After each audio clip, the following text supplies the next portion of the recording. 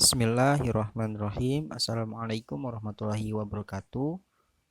Kami dari kelompok 3 yang beranggotakan saya sendiri, Akmal Fauji, dan dua teman saya, yakni Abila Ibnu Sulaiman dan Elsa Lintang Arisa Putri, akan membahas tentang syarat-syarat, rukun, penyebab, dan penghalang kewarisan. Yang pertama yakni syarat-syarat kewarisan. Syarat-syarat kewarisan yakni 1. Yang mewariskan harta sudah meninggal. Orang yang akan mewariskan hartanya yaitu orang-orang yang koma atau sakit keras berkepanjangan. Jika orang tersebut belum benar-benar meninggal, maka hartanya tidak boleh diwariskan. Kemudian yang kedua ada ahli waris masih hidup. Jika yang mewariskan harta sudah meninggal dunia, maka yang berhak menerima warisan syaratnya harus dalam keadaan hidup. Setelah itu barulah harta warisan bisa diatur pembagiannya. Yang ketiga, terdapat hubungan antara ahli waris dan pewaris harta. Kewarisan dinyatakan sah jika terdapat hubungan antara si mayat dan ahli waris. Hubungan itu dapat berupa hubungan kekerabatan, pernikahan, atau memerdekakan budak. Dan yang syarat terakhir yakni tidak adanya salah satu penghalang dari penghalang-penghalang untuk mendapatkan warisan. Nah, kemudian selain syarat-syarat kewarisan, terdapat pula 3 rukun yang harus terpenuhi agar harta warisan dapat dibagi, yaitu yang pertama, terdapat orang yang mewariskan atau al-muwaris. Orang yang mewariskan adalah si mayat yang memiliki harta warisan.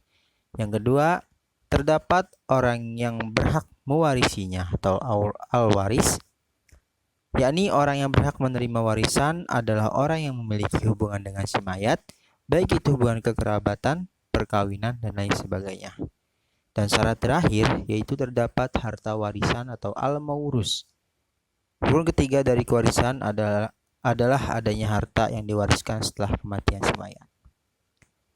Nah, setelah rukun-rukun kewarisan, ada pula penyebab menerima warisan. Menurut Ali Ash-Shabuni, yang menyebabkan seseorang berhak menerima harta waris adalah sebagai berikut. 1. Kekerabatan.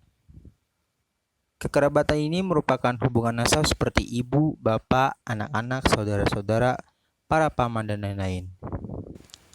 Kemudian penyebab kedua orang tersebut menerima warisan yakni pernikahan.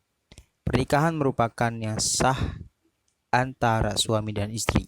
Sekalipun sesudah pernikahan belum terjadi persetubuhan atau berduaan di tempat sepi atau khalwat. Dan mengenai pernikahan yang batal atau fasid tidak berhak menerima warisan. Yang ketiga, perbudakan.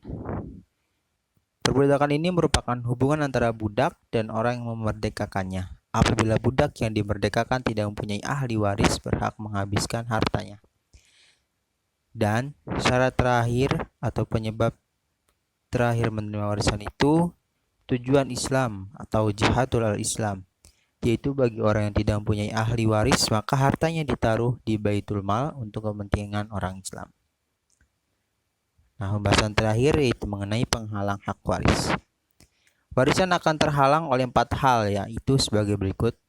Yang pertama, adanya perbudakan. Seseorang yang berstatus budak yang tidak mempunyai hak untuk mewarisi dari saudaranya sendiri.